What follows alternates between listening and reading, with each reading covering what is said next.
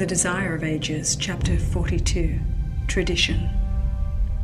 The scribes and the Pharisees, expecting to see Jesus at the Passover, had laid a trap for him.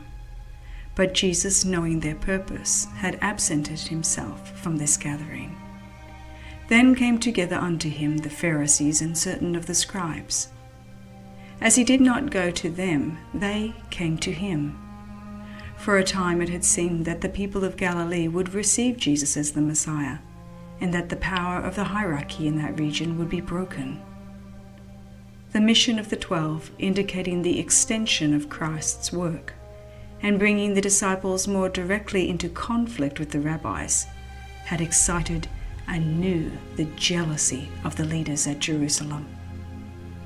The spies they sent to Capernaum in the early part of his ministry, who had tried to fix on him the charge of Sabbath breaking, had been put to confusion, but the rabbis were bent on carrying out their purpose. Now another deputation was sent to watch his movements and find some accusation against him. As before, the ground of complaint was his disregard of the traditional precepts that encumbered the law of God. These were professedly designed to guard the observance of the law, but they were regarded as more sacred than the law itself. When they came in collision with the commandments given from Sinai, preference was given to the rabbinical precepts. Among the observances most strenuously enforced was that of ceremonial purification. A neglect of the forms to be observed before eating was accounted a heinous sin, to be punished both in this world and in the next, and it was regarded as a virtue to destroy the transgressor. The rules in regard to purification were numberless. The period of a lifetime was scarcely sufficient for one to learn them all. The life of those who tried to observe the rabbinical requirements was one long struggle against ceremonial defilement, an endless round of washings and purifications. When the people were occupied with trifling distinctions and observances which God had not required, their attention was turned away from the great principles of his law. Christ and his disciples did not observe these ceremonial washings, and the spies made this neglect the ground of their accusation. They did not, however, make a direct attack on Christ, but came to him with criticism of his disciples. In the presence of the multitude, they said, "Why do thy disciples transgress the tradition of the elders? For they wash not their hands when they eat bread." Whenever the message of truth comes home to souls with special power, Satan stirs up his agents to start a dispute over some minor question. Thus he seeks to attract attention from the real issue. Whenever a good work is begun, there are cavaliers ready to enter into dispute over forms or technicalities to draw minds away from the living realities. When it appears that God is about to work in a special manner for his people, let them not be enticed into a controversy that will work only ruin of souls. Is my life in harmony with the divine law? He that believeth on the Son hath everlasting life, and he that believeth not the Son shall not see life. And hereby we do know that we know him, if we keep his commandments. Jesus made no attempt to defend himself or his disciples. He made no reference to the charges against him, but proceeded to show the spirit that actuated these sticklers for human rights.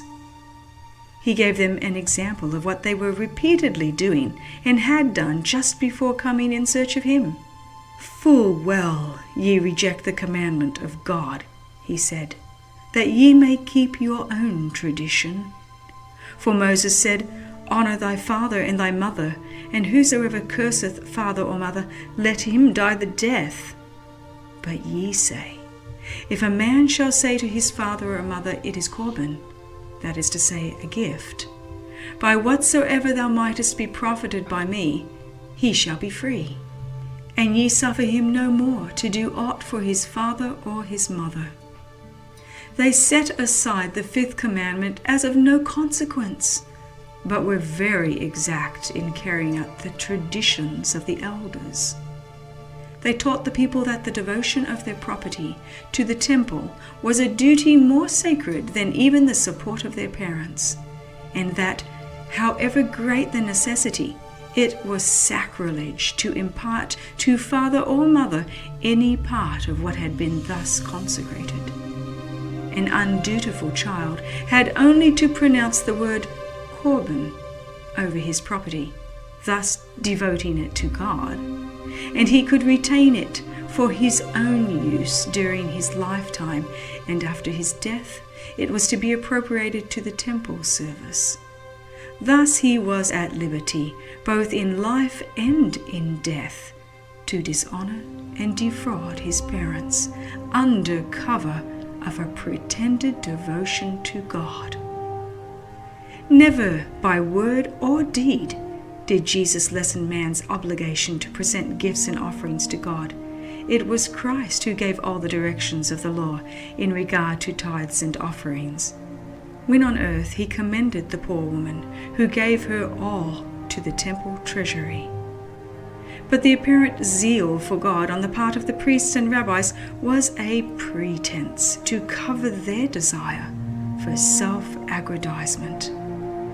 The people were deceived by them. They were bearing heavy burdens which God had not imposed. Even the disciples of Christ were not wholly free from the yoke that had been bound upon them by inherited prejudice and rabbinical authority. Now, by revealing the true spirit of the rabbis, Jesus sought to free from the bondage of tradition all who were really desirous of serving God. "Ye hypocrites," he said, addressing the wily spies. "Well did Isaiah prophesy of you, saying, This people draweth nigh unto me with their mouth, and honoureth me with their lips, but their heart is far from me. But in vain they do worship me, teaching for doctrines the commandments of men." The words of Christ were an arrangement of the whole system of Phariseeism. He declared that by placing their requirements above the divine precepts, the rabbis were setting themselves above God. The deputies from Jerusalem were filled with rage. They could not accuse Christ as a violator of the law given from Sinai, for he spoke as its defender against their traditions. The great precepts of the law, which he had presented, appeared in striking contrast to the petty rules that men had devised.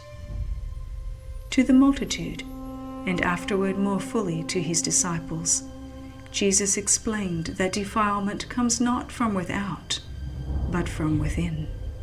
Purity and impurity pertain to the soul. It is the evil deed, the evil word, the evil thought, the transgression of the law of God, not the neglect of external man-made ceremonies, that defiles a man. The disciples noted the rage of the spies as their false teaching was exposed. They saw the angry looks and heard the half-muttered words of disaffection and revenge. Forgetting how often Christ had given evidence that he read the heart as an open book, they told him of the effect of his words. Hoping that he might conciliate the enraged officials, they said to Jesus, "Knowest thou that the Pharisees were offended after they heard this saying?" He answered, "Every plant which my heavenly Father hath not planted shall be rooted up." The customs and traditions so highly valued by the rabbis were of this world, not from heaven. However great their authority with the people, they could not endure the testing of God. Every human invention that has been substituted for the commandments of God will be found worthless in that day, when God shall bring every work into judgment with every secret thing, whether it be good or whether it be evil. The substitution of the precepts of men for the commandments of God has not ceased. Even among Christians are found institutions and usages that have no better foundation than the traditions of the fathers. Such institutions, resting upon mere human authority, have supplanted those of divine appointment. Men cling to their traditions and revere their customs and cherish hatred against those who seek to show them their error. In this day, when we are bidden to call attention to the commandments of God and the faith of Jesus, we see the same enmity as was manifested in the days of Christ.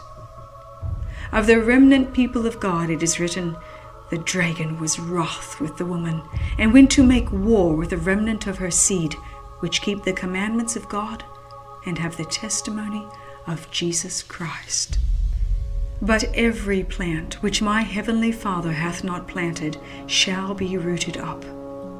In place of the authority of the so-called fathers of the church, God bids us accept the word of the eternal Father, the Lord of heaven and earth. Here alone is truth unmixed with error. David said, "I have more understanding than all my teachers, for thy testimonies are my meditation. I understand more than the ancients, because I keep thy precepts." Let all who accept human authority, the customs of the church, or the traditions of the fathers, take heed to the warning conveyed in the words of Christ. "In vain they do worship me, teaching for doctrines the commandments of men."